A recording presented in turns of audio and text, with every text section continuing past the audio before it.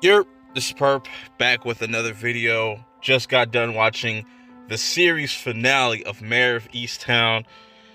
Wow, what a phenomenal series. I want more mini-series like this, even though it's a shame that we're not going to get another season, but I'm okay because I feel like this episode did a perfect job of just wrapping everything up into a bow. And I'm curious to know y'all thoughts on this entire episode as I go through it. Now, normally I would have visuals, but due to HBO crashing, which is crazy, the minute that this episode drops, HBO Max is just completely down for like 30 minutes. So that kind of delayed things. I wanted to get this review out as quick as possible and just get all my thoughts out there. And shouts to everybody last week with your predictions and your theories. Y'all come up with some of the dopest theories. I apologize if I wasn't able to get to everybody's comments because YouTube doesn't really update me, like, give me notifications on time. So a lot of those I see like hours later. But I appreciate the love. And yeah, let's get right into this. So this episode picks up where the last one left off, where we're trying to see what's in this picture. And what's in this picture, and like I said, I shouts to the people that came out with these theories and, with their comments. Really dope. A lot of y'all were spot on, and a lot of suspects I was not even putting into question. Shouts to y'all. So we get the reveal of what's in that picture. It's a picture of John in bed with Aaron. I'm like, oh, wow. So while Mare goes to kind of dissolve the whole issue between John and Bill, John was about to take out Bill, but before he puts the gun on Bill, he puts the gun to his head like he was about to take his own life. But good thing that Mare stepped in, was able to arrest him. And we get to this interrogation scene of John, and he confesses on how him and Aaron became a thing. And it was disgusting. You could see the disgust in Mare's face when he's just describing this whole thing. And this is going to bring down a lot on this family, man. And just at this point, this is like probably 10 minutes in, 10, 15 minutes in, we're really focusing on John and just them kind of closing up the case. It seems like everything is starting to wrap up, and it's crazy that something this tragic has been able to kind of change Mare for the good, and you start to see her become more close with her family. Everybody kind of, is getting along. Frank is getting along with Mare. Mare's getting along with Faye. This was all dope. But Mare also has like a little confrontation with the chick that John was supposedly having an affair with, but that ended up being like 5 years ago. We'll get into that. A lot of interesting things, a lot of interesting moving pieces throughout this episode. It's mainly just wrapping up everybody's different storyline and everything. I'm kind of disappointed that Dylan didn't have more to do in this episode. I thought what he was doing with Jess was going to lead to something, but it ultimately didn't lead to anywhere. I don't know what that was for. I don't know what the setup was for that. I'm a little confused with that. He goes to Lori's house to kind of just make amends and be like, here's the money for the ear surgery and stuff like that. So I guess now Dylan's character is redeemed. I don't know. Richard's character is no more than just a love interest for Mare. I thought there would be more to his character, but turns out there's nothing interesting about his character. So it is what it is. It's not like a deal breaker, but with Dylan and Richard, that's kind of the weak points. But now we start to get somewhere as Mare goes to Mr. Carroll's house. That's Betty's husband. And this is where we find the gun that we see in the preview. Because if you remember, the gun that was used was like an old cop gun or something like that. And all fingers start to point to Ryan.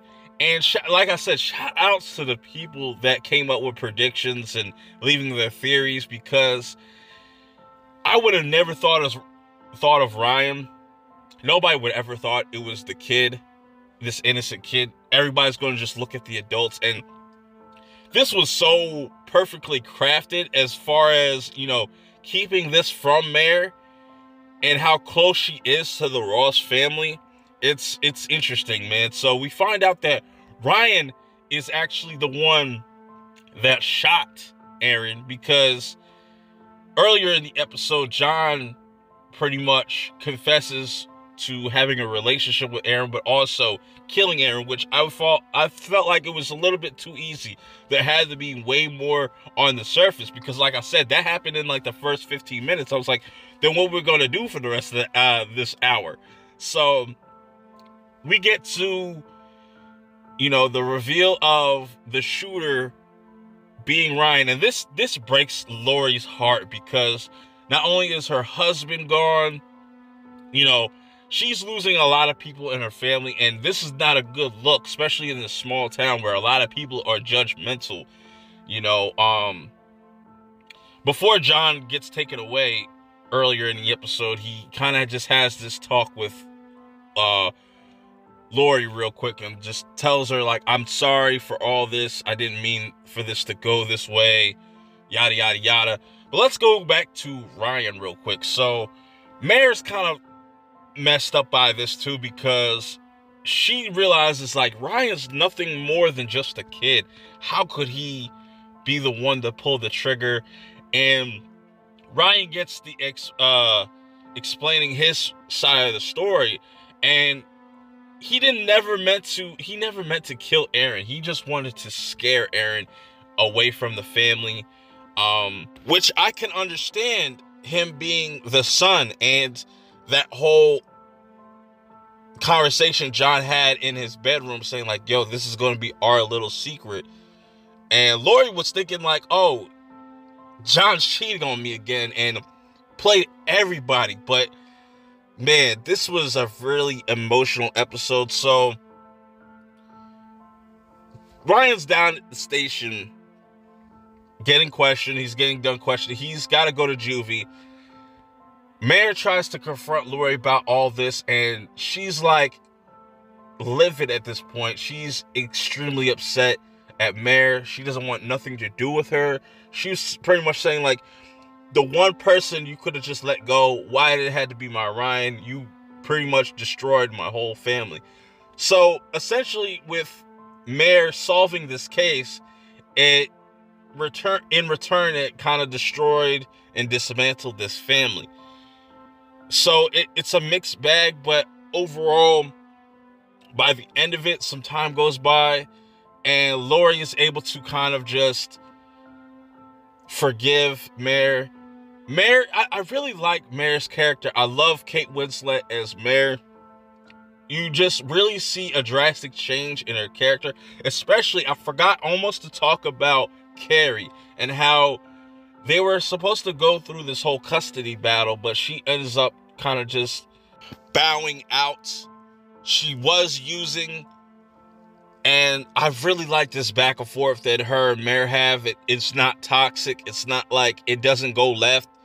You really see the maturity of Mare's character compared to the first season, when we're really introduced to her, that she was this different kind of person.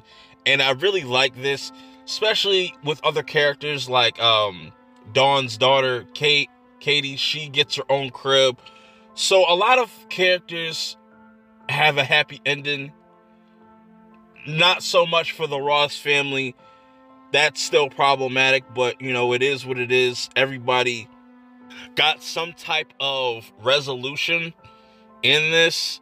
And even when this whole entire episode ends, you have Mare finally going up to the attic where her son killed herself.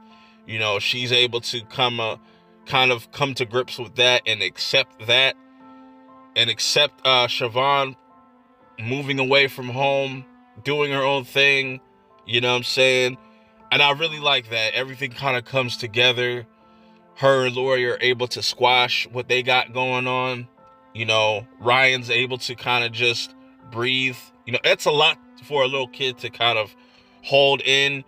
I'm surprised, like, he didn't really give up any, like, clues. I know a lot of people kind of picked up on it. Shout outs to them, like, once again. Y'all are amazing.